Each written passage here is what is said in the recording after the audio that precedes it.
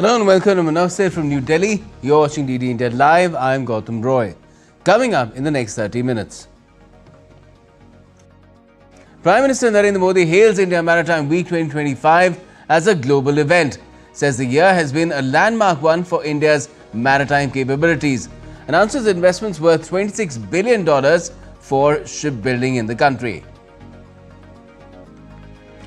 Donald Trump says that he has pretty much finalized a trade deal with South Korea on the sidelines of the APEC summit, expresses optimism for his much anticipated summit with his Chinese counterpart Xi Jinping tomorrow.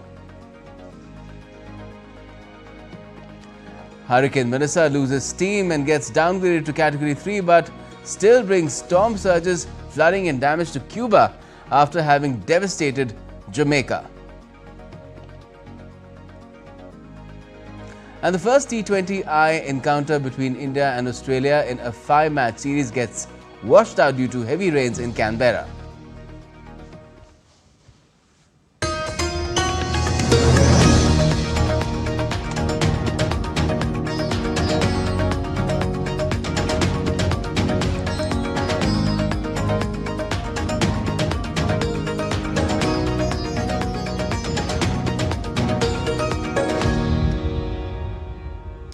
Prime Minister Narendra Modi has attended the India Maritime Week 2025 in Mumbai.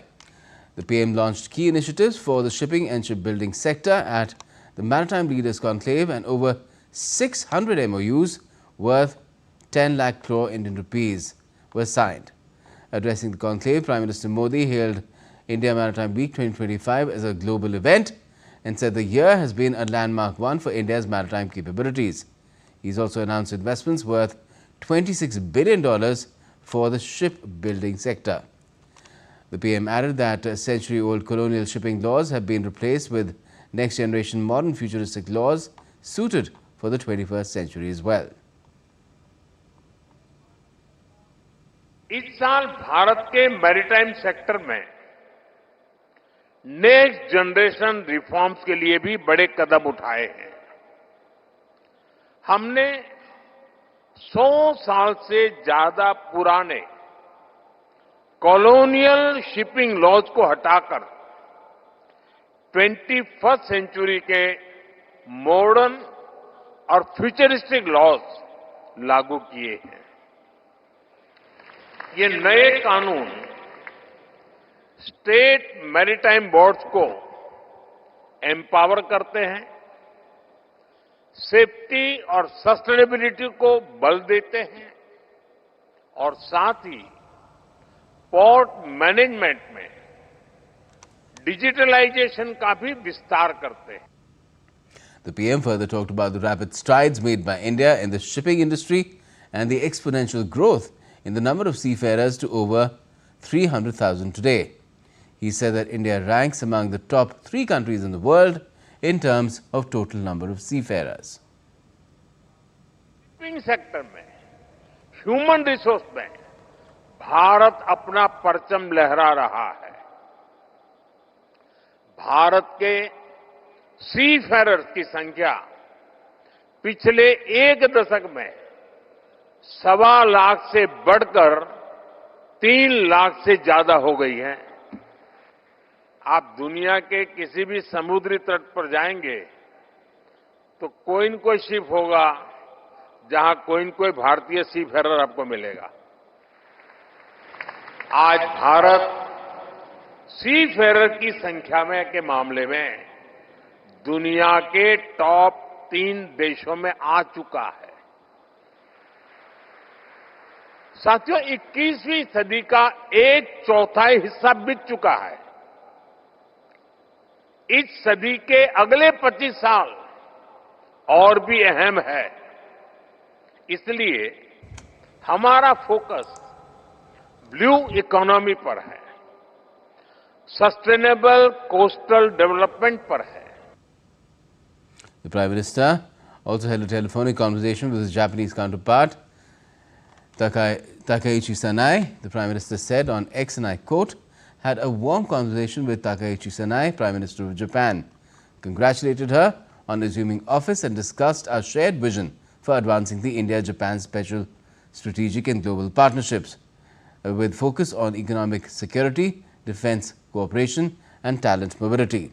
We agreed that stronger India-Japan ties are vital for global peace, stability and prosperity." Unquote. The 23rd round of India-China Corps Commander level meeting was held at the Chushul-Moldo border meeting point on the 25th of October.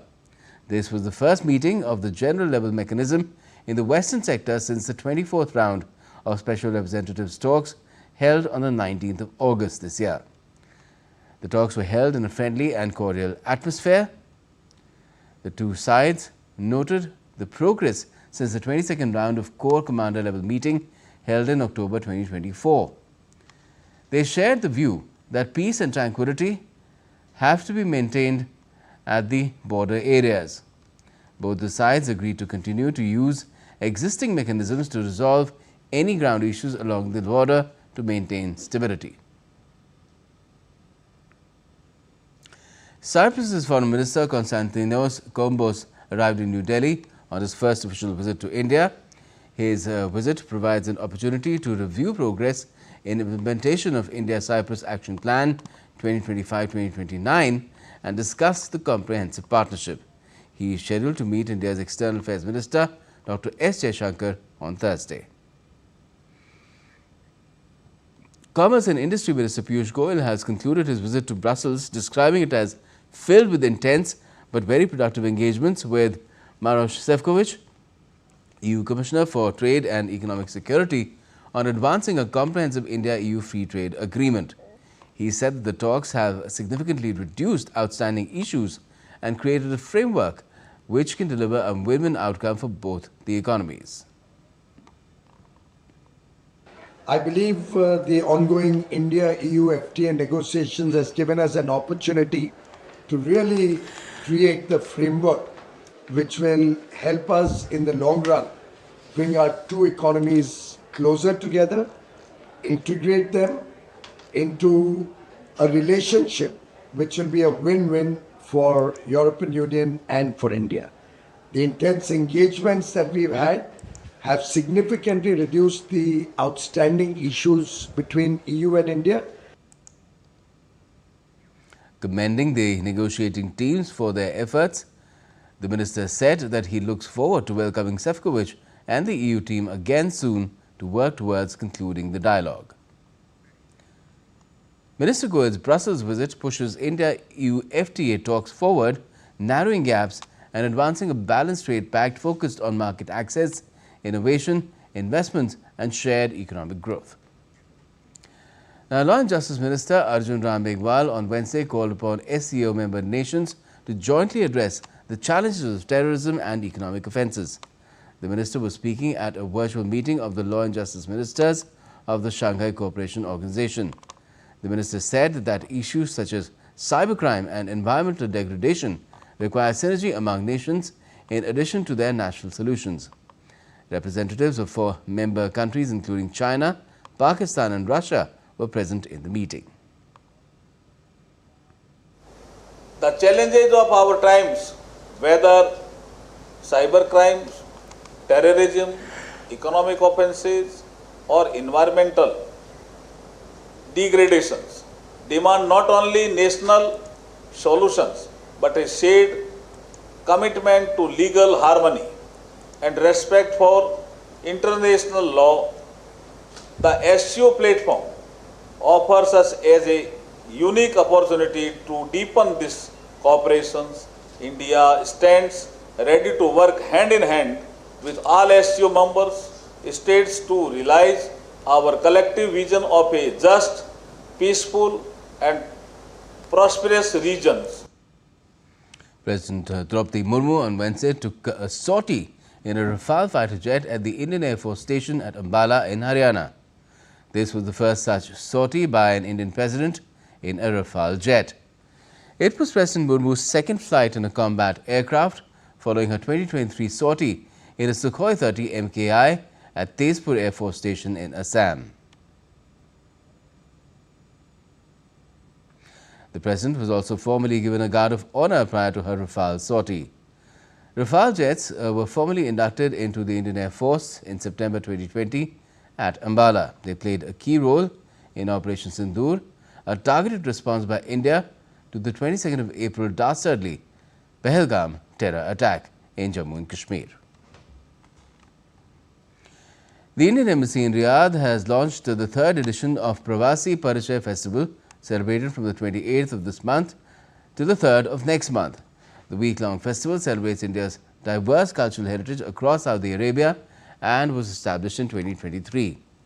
This year's edition opened with a spectacular Bollywood musical night with singers from the Indian community delivering captivating performances.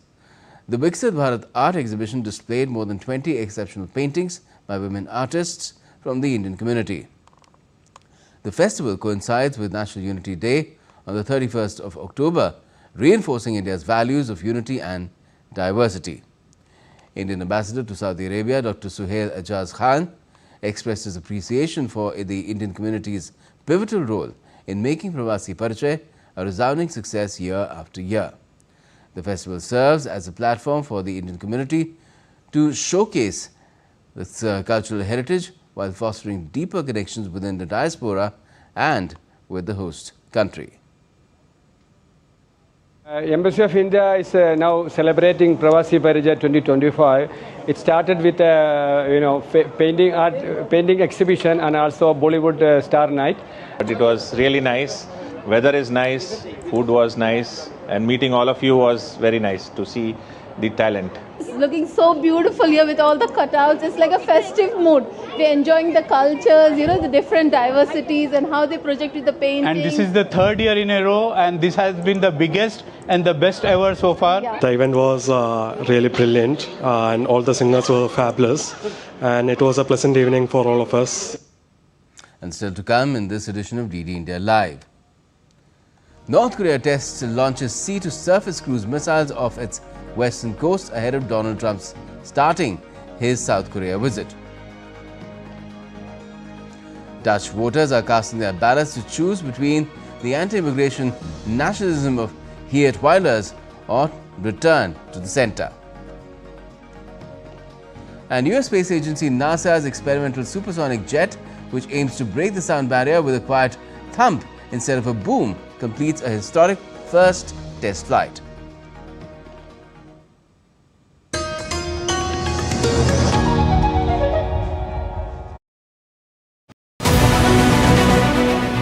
This week on Defence Dynamics, India's aerospace ambitions soar higher as we decode the HTT-40 trainer aircraft. A closer look at the military combat parachute system, India's breakthrough in airborne innovation. We analyze the armed UAV Archer NG, a major stride in indigenous drone warfare, plus a strategic perspective on the Pak-Afghan conflict and its regional fallout. Catch the sharpest analysis of power, posture and technology this Wednesday at 8 p.m. IST only on DD India.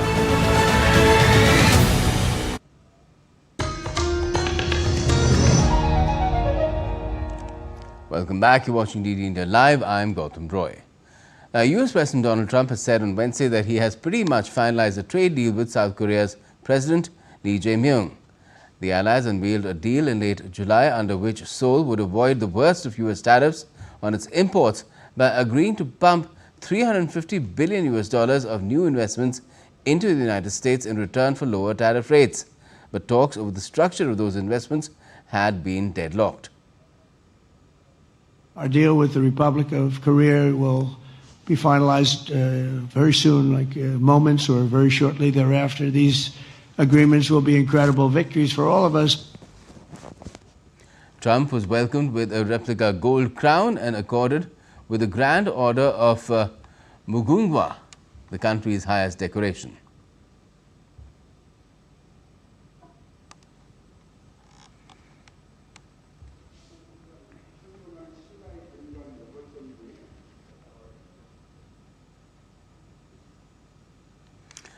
And South Korean President Myung said on Wednesday that he hoped that Donald Trump would allow Seoul to have fuel for nuclear-propelled submarines. He also sought Trump's support for making concrete progress on allowing South Korea to reprocess spent nuclear fuel or enrich uranium.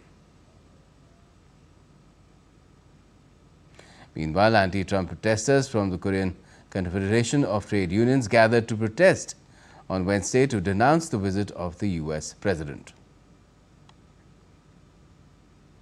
China said that its President Xi Jinping and US President Donald Trump will have an in-depth conversation on major issues on Thursday as expectations grow for their high-stakes talks in Busan, South Korea. Trump has said that he expects their first face-to-face meeting of his second term to result in the US lowering tariffs imposed on China in relation to fentanyl. Beijing has confirmed the meeting on the sidelines of the Summit of Asia-Pacific Economic Cooperation, which is taking place in the South Korean city of Gyeongju. Gyeongju, which is the host city of the APEC 2025 summit in South Korea, has welcomed guests from around the world to explore its 1,000-year-old heritage while showcasing itself as a premier destination for investment in manufacturing, R&D and AI data centers.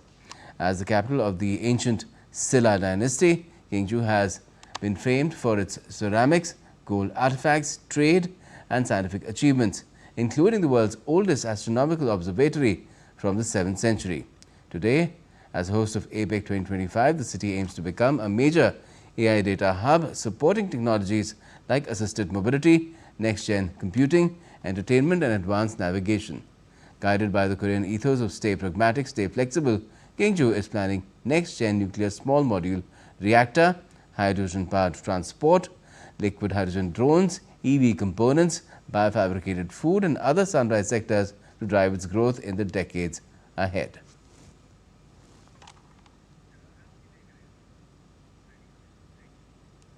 North Korea test-launched sea-to-surface cruise missiles off its western coast before Donald Trump began his visit to South Korea. According to the Korean Central News Agency, the missiles were fired vertically from the Yellow Sea and flew for more than 2 hours. The tests were overseen not by Supreme Leader Kim Jong-un but by a senior military official. Russia said on Wednesday that Ukraine sent drones towards Moscow for the third consecutive night. The attack targeted several regions, disrupting air traffic throughout the country and threatening an industrial plant in southern region. Russia's defense ministry said that it destroyed 100 Ukrainian drones overnight, including 6 in the Moscow region and 13 over bordering regions. Several airports, including 3 in Moscow, were closed for safety reasons. Meanwhile, Ukraine has said on Wednesday that Russian overnight attack caused significant damage to an energy facility in Ukraine's Odessa region. More than 26,000 people remained without power as of Wednesday morning local time. The US has informed Romania and its NATO allies that it will scale down troop rotations on the alliance's eastern flank. According to Romania's defense ministry, around 1,000 soldiers will remain stationed in the country to help deter regional threats. Romania's defense minister clarified that it was not a withdrawal but a suspension of a rotating brigade's deployment. Expected since February, the decision aligns with Washington, D.C.'s shifting focus towards domestic and Indo-Pacific priorities. But, according to Romania, key U.S. defense sites in the country remain fully operational. Voters in Dutch parliamentary elections on Wednesday raised social and economic reasons for casting their ballots in what is said to be a tightly contested race. Voters are choosing between doubling down on the anti-immigration nationalism of populist Geert Wilders, who sank the last Conservative coalition after a fractious 2 years, or a return to the centre. With nationalist parties topping polls in Britain, France and Germany, the Dutch national election is a test of whether populism can expand its reach or whether it has peaked in parts of Europe. Polling stations opened as early as 05:30 GMT in some locations to make it easier for commuters to vote. The first exit poll, which historically has proved to be accurate, will be released when voting ends at 2000 GMT. Also, Tanzanians went to polls on Wednesday in an election that President Samia Suluhu Hassan is expected to win after candidates from the 2 leading opposition parties were barred from standing. In addition to the presidential election, voters are choosing members of the country's 400-seat parliament and a president and lawmakers in the semi-autonomous Zanzibar archipelago. The vote is being held without the leading opposition party, Chadema, whose leader, Tundu Lissu, is on trial for treason, accusations which he has denied. Meanwhile, online watchdog NetBlock said that widespread internet blackouts were reported on Wednesday in Tanzania as the East African nation went to polls.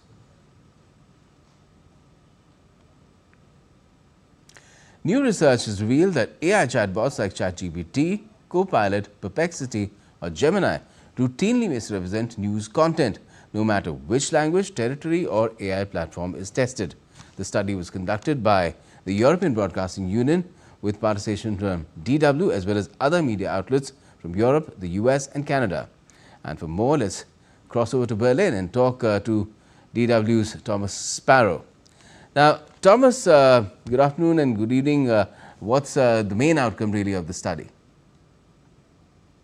The main outcome of this study is that when users actually ask some of these AI chatbots for news, in many cases, what comes out is misrepresented, and that has to do with sourcing, in other words, not presenting the right source for the information that's presented. It can also be inaccurate elements, such as mentioning the wrong president for a specific country. And also, and this is particularly relevant and interesting, it can also be that these AI chatbots do not differentiate between real hard news and maybe satire or opinion, which definitely plays a role in what kind of information then users receive. In fact, this study stressed that around 45% of answers that users get are in one way or another misrepresented. And what the authors are actually stressing with this study is the need for governments, for regulators, but also for the AI companies to do more when it comes to making sure that users get accurate information when they search for news. Okay. But Thomas, there's been some criticism of the results as well. Can you tell us more about that? Absolutely. This has created a big debate, especially because these AI chatbots are widely used around the world, the most common obviously being ChatGPT. And one of the criticisms that has been leveled when it comes to the results has to do with the fact that you can see it differently. So whereas the authors focus specifically on the problems, on that 45% of inaccurate answers, there are others that are saying that you can say that a majority of answers that users are actually receiving are error-free, and that is a good sign when it comes to these AI chatbots like ChatGPT, Copilot, Gemini or Perplexity. The second element that is being discussed critically is what exactly users search for when they're looking for news. What do they actually prompt? Because while the study also focused on specific sources, those who are criticizing it stress that users are not necessarily looking for specific sources. They want AIs like ChatGPT to actually summarize the news or help them interpret the news and not specifically focus for one brand or one news organization in particular. All right. It just tells us that one should not depend on too many things where AI is concerned. Just use it strategically. Thanks a lot for joining us, Thomas Sparrow from Berlin. Now, US space agency NASA's X-59 supersonic jet completed its first test flight on Tuesday, marking a major milestone in aviation. The experimental aircraft, developed by Lockheed Martin, aims to break the sound barrier quietly, reducing the traditional sonic boom to a soft sonic thump. Measuring nearly 100 feet long, the single-engine jet climbed smoothly after takeoff and headed towards Edwards Air Force Base, accompanied by a NASA chase plane. Built to reach Mach 1.4 at 55,000 feet, the X-59's design could pave the way for quiet, faster commercial flights over populated areas. NASA says that this initial flight tested basic systems and airworthiness, launching a new era of low-noise supersonic travel. Now, US President Donald Trump has said Washington stands ready to support Jamaica following the devastation caused by Hurricane Melissa. The storm tore through the island on Tuesday before making landfall in Cuba early Wednesday. Melissa has since weakened to a still dangerous Category 3 system after battering Jamaica's southwestern coast with sustained winds of up to 185 miles per hour. Relief and recovery efforts are now underway as authorities assess the full scale of damage across the region. Well, we have to. On a humanitarian basis, we have to. So we're watching it closely and we're prepared to move. But you know, it's doing tremendous damage. It's, as we speak, it's right there. Well, an AFP reporter just said that a study, in fact, said that Melissa has been the most powerful hurricane to make landfall in 90 years anywhere in the world, and it's caused a lot of damage in Cuba too.